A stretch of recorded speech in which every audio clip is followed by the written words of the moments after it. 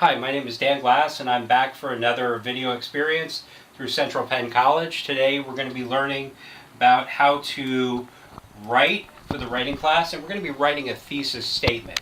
What a thesis statement is, if we look at it in the simplest way possible, is the foundation on which a dresser drawer is set. And if we think about it like that, we need to have a solid ground floor of what we're going to be putting in there. And each level as we move up, we call that the forecast statements. Each level is a path through where we go from A, B, C to letter Z. And if we think about it like that, it's birth, life, death. It's the most important ideas first. We move through like that. In your story that you'll be writing, it's a chronological process of forecast statements. So what we're going to need to do with the assignment that we're going to be creating is we are going to have to look at something that's solid enough but not too solid to give everything away. We need to understand, in this case, a place that changed you and why it changed you. So you're going to be writing a story about that. So you're going to have to think about the details and what goes with it until we can come to a conclusion up here, which is the "it is clear to see that" as a result statement of the paper. So if we move from there and we move through to the next spot, we see the dresser drawer method, which is what you're going to complete. The first part says thesis foundation. That's what we're being asked to finish for the first part of this assignment. As soon as we finish the first part of the assignment, obviously we're going to move on with the forecast statements and the conclusion, but there's no point going into them until we have a solid foundation of what you want to do. So from there, we go on to a set of instructions that we're asking you to look at. And we look at the assignment of the paper, and as we spoke about earlier, we said that you were being asked to create a paper based on a place that completely changed you. So in this case, who is your audience? Your audience is myself or anybody who would be reading that paper who wants to know how a certain place changed you. They don't want a complete tourism guide to this. They don't want a history of the place, but they want why it matters to you. Yes, that may include a little bit of history that's important to you. For example, if you're going back to visit your grandparents' home in Ireland, something like that. But here you're looking at a general audience who wants to read about how that place changed you. Consider the length. The length of the paper is 3.5 pages. So essentially, we're going to be coming up with about 8 forecast statements, which look at the section of the paper in the middle, how you're getting from the intro, the thesis statement, always the last statement in a first paragraph, never a question mark, never a quote from somebody else. It's a completely original main idea from you that straps the paper into a room so that it can't move anywhere else other than defining what that paper is about. Obviously, we consider the requirements, and we'll talk about them a little bit here, but we'll talk about them more when we're done. So what we're going to be asking you to do by yourself, with partners, with anyone else who can help you, is to generate ideas about that place. Then you're going to talk to the teacher, obviously me, about the best options to do this paper correctly.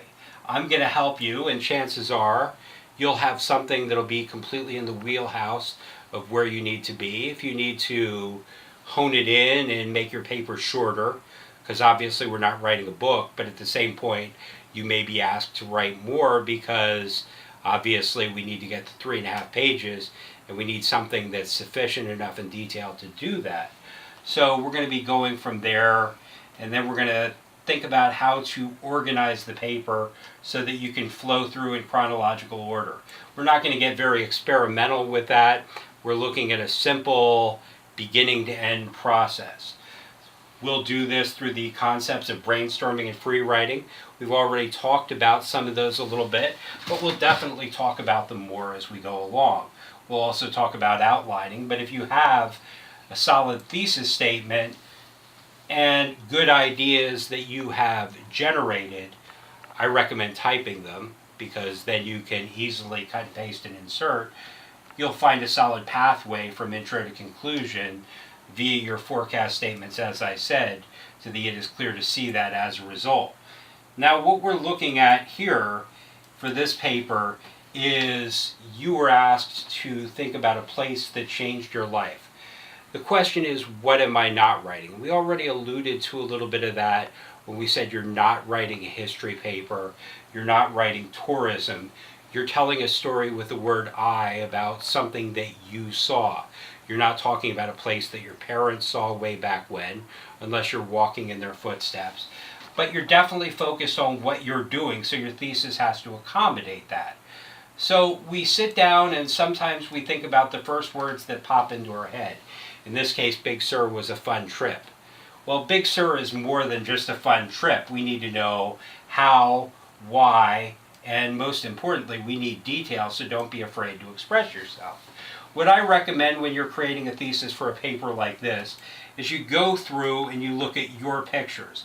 For example, when I went to Big Sur on California coast, beautiful sunsets, rock structures such as these arches that were here, elephant seals, more waves, more rocks scattered along the coast.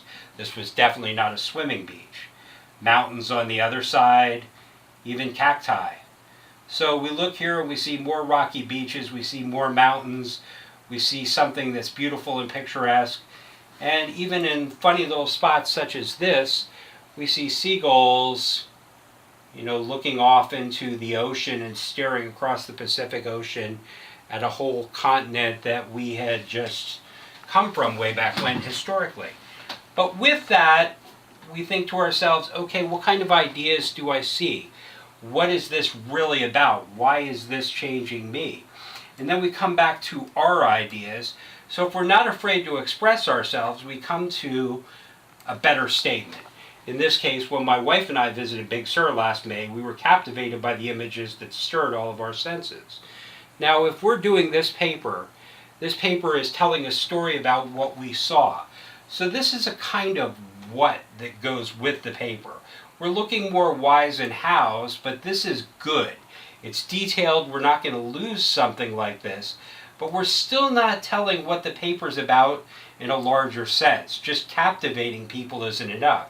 What does it make us want to do? So we take that from the intro and then we roll with it, and you and I talk and maybe something comes up like this. After my wife and I visited Big Sur, I created a painting for a local school to share the wonders of what transformed my senses. Now we have something. So people who are going to look at this paper are going to expect to see me write about things like, what did I see? Why did it inspire you? What was in your painting? How did you create the painting? If you think about these things, as well as where is it now, then you really start to have something. So think about what your audience wants, deliver it in a straightforward manner. It doesn't have to be poetry. It just has to be.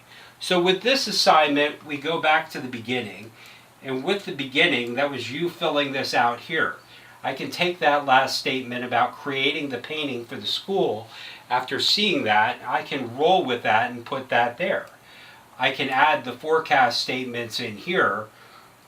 Why were we going there? What we saw while we were there. That might be a couple different paragraphs. I might be able to look at it in a lot of different ways.